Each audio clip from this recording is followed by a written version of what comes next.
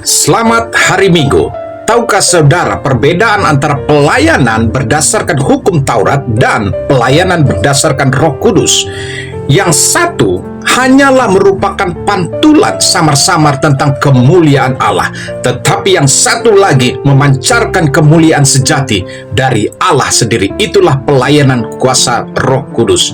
2 Korintus 3:8, betapa lebih besarnya kemuliaan yang menyertai pelayanan Roh Kudus. Kita tahu pada waktu itu konteks ayat ini adalah Paulus melihat jemaat Korintus sedang bingung. Ada guru-guru yang datang dan berkata, kamu harus kembali kepada hukum Taurat, kamu harus menurut hidup dalam peraturan ini itu. Tetapi Paulus mau tegaskan bahwa pelayanan Taurat itu memang mulia, tetapi itu hanya bayangan atau shadow. Sekarang kemuliaan yang sejati datang melalui Roh Kudus yang tinggal di dalam kehidupan saudara.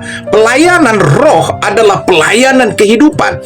Huruf mematikan, tetapi roh yang menghidupkan. Saudara, Taurat hanya menunjukkan tentang kesalahan kita, tetapi Taurat tidak memberikan kuasa untuk kita lepas dari kesalahan itu, tidak memberikan kuasa untuk kita berubah. Taurat berkata, jangan berzina, jangan mencuri, tetapi Taurat tidak bisa mematikan hawa nafsu. Taurat berkata, jangan iri, tetapi Taurat tidak bisa mengubahkan hati yang cemburu. Namun pelayanan Roh Kudus datang bukan hanya mengingatkan, tetapi mengubahkan. Ia memberi kuasa untuk taat, kuasa untuk hidup dalam kekudusan, kuasa untuk berkata tidak terhadap dosa.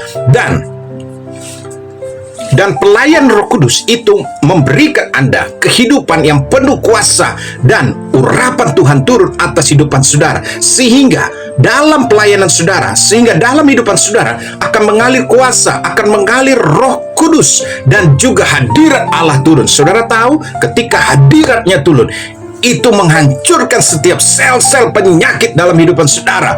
Penyakit bukan berasal dari sorga, penyakit bukan berasal dari Tuhan, tetapi penyakit berasal dari iblis. Dan kuasa Allah lewat pelayanan Roh Kudus menghancurkan setiap sel-sel penyakit atas hidupan saudara dan mengurapi Anda hari ini. Mujizat terjadi. Engkau dilepaskan, dibebaskan dari sakit stroke. Engkau berjalan hari ini dalam nama Yesus. Kita berdoa. Kami bersyukur, terima kasih buat firman-Mu hari ini Tuhan. Hamba berdoa, urapan-Mu turun, kuasa kesembuhan turun. Aku perintahkan sakit stroke saat ini yang dialami orang percaya menonton video ini, aku usir keluar dalam nama Yesus. Sakit stroke aku patahkan dalam nama Yesus. Mengalir kesembuhan, engkau berjalan hari ini dalam nama Yesus Kristus. Haleluya.